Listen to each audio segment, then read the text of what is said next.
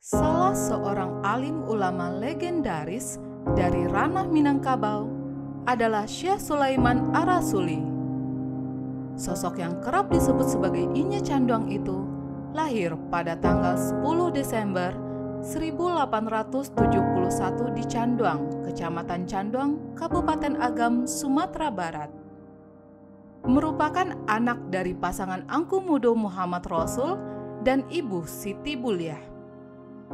Syekh Sulaiman telah mengenyam berbagai bangku halakoh pendidikan, mulai dari dalam negeri hingga melanglang buana ke luar negeri.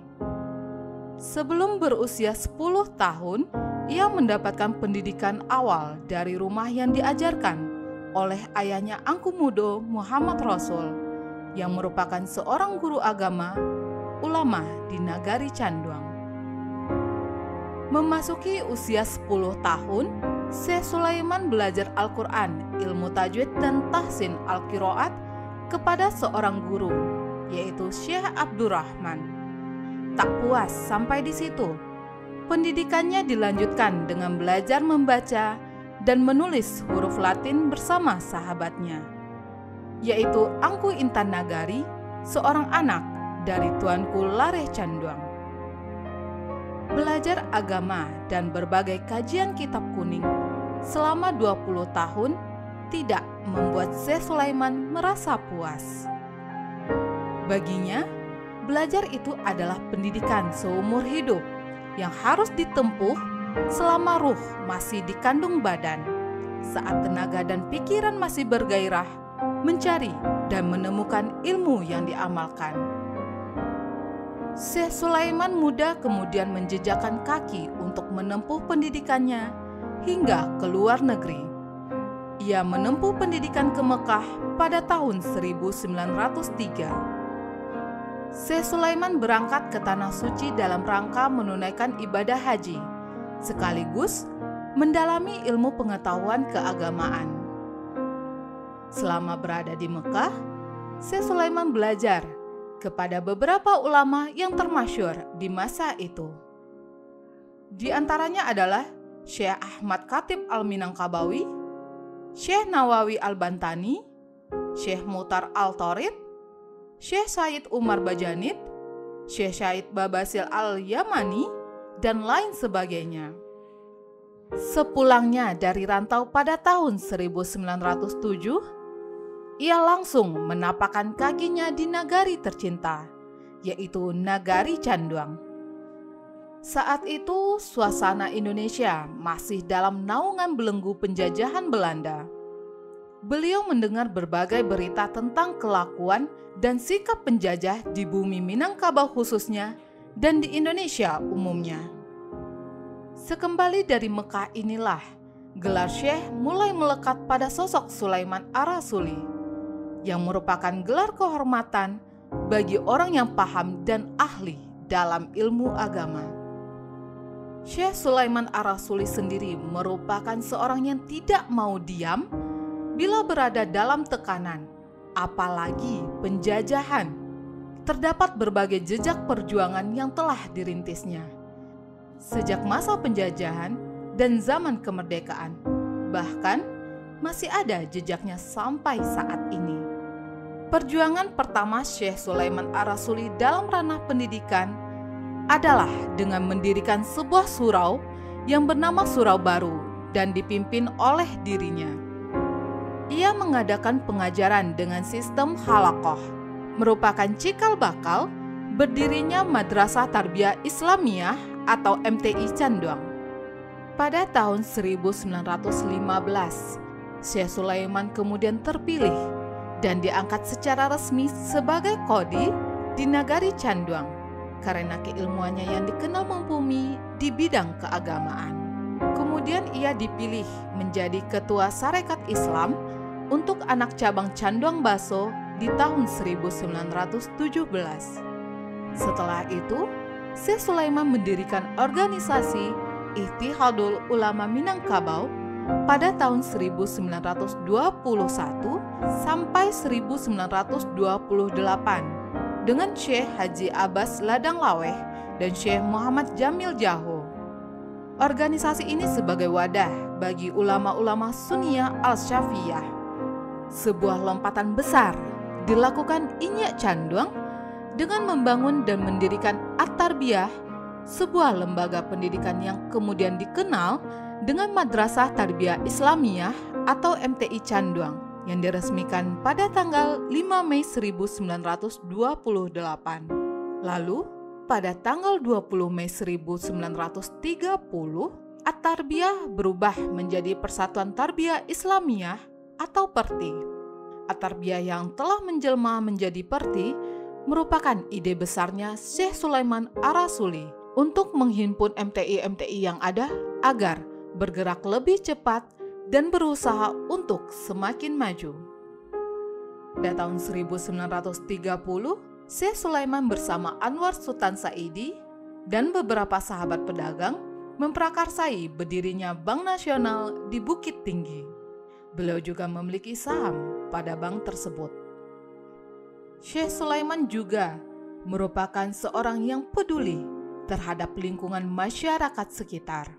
Melihat adanya permasalahan dalam pengairan dan pemanfaatan air bagi warga di sekitar Canduang, Syekh Sulaiman Ar-Rasuli berinisiatif mengusahakan penyaluran air bersih dengan pipa-pipa air sepanjang 2 km dari mata air Lurah Tampong Kale.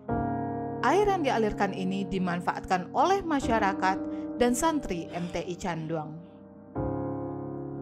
Dalam dunia politik, Syekh Sulaiman Ar-Rasuli pernah melakukan perlawanan terhadap pemerintah kolonial Belanda dengan menolak ordonasi sekolah liar pada tahun 1932. Kemudian menolak ordonasi kawin bercatat atau catatan sipil melalui Kongres PERTI pada tahun 1937.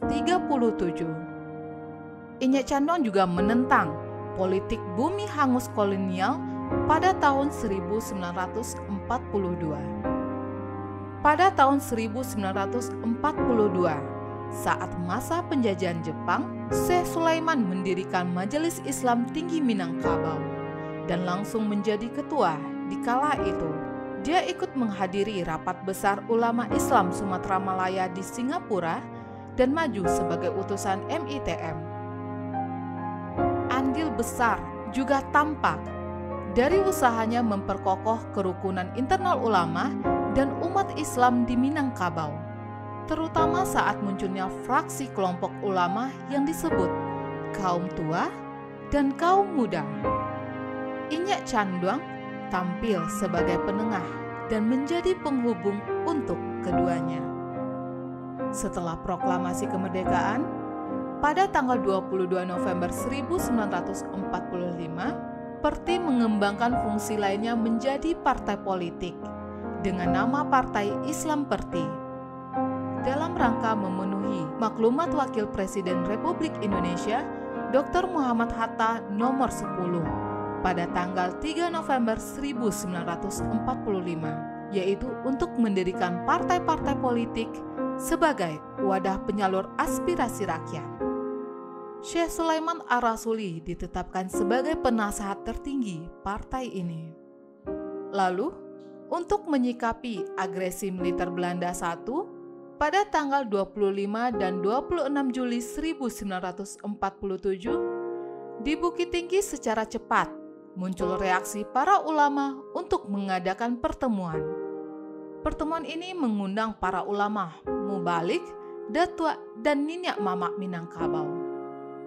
Inyak Canduang juga merupakan penggagas berdirinya Mahkamah Syariah di Sumatera Tengah tahun 1947. Saat Mahkamah Syariah berdiri, Syekh Sulaiman pun dipercaya untuk menakodai organisasi baru ini. Beliau menjabat sebagai Ketua Mahkamah Syariah Sumatera Tengah periode 1947 sampai tahun 1960. Organisasi ini dicatat secara resmi oleh Menteri Agama Republik Indonesia berdasarkan SK 17 Juni 1947. Nama Syekh Sulaiman Ar-Rasuli makin dikenal bukan hanya di tingkat lokal, namun kiprahnya terus melebar dan menyebar ke tingkat nasional.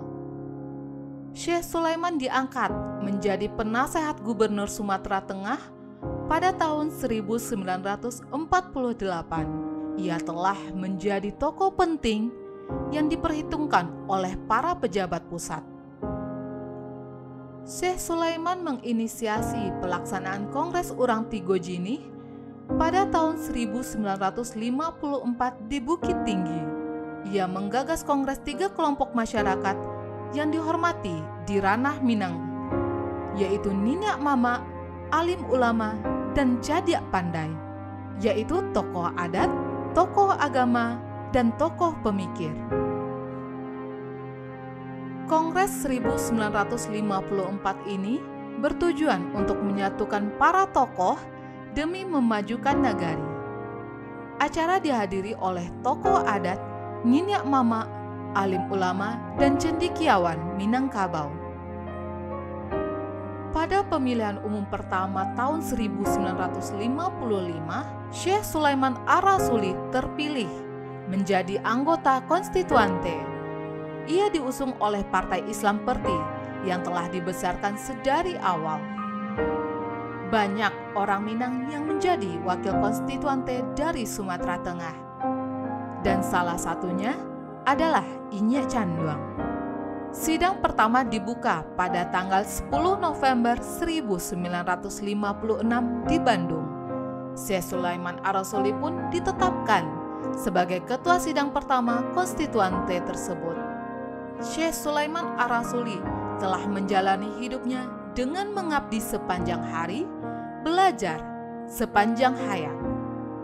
Kancah utamanya di dunia pendidikan, namun memberi andil di dunia politik dan berjasa bagi masyarakat banyak. Itulah Syekh Sulaiman Ar-Rasuli. Sabtu, 1 Agustus 1970, Canduang berduka. Kecamatan di ujung Kabupaten Agam, Sumatera Barat ini kehilangan ulama panutannya. Syekh Sulaiman Ar-Rasuli yang dikenal Inye Canduang wafat di Nagari Canduang, tanah kelahirannya. Ia dimakamkan di halaman sekolah Madrasah Tarbiyah Islamiyah Canduang yang telah dilahirkan, diasuh, dan dibesarkannya 8 hari. Bendera merah putih berkibar setengah tiang.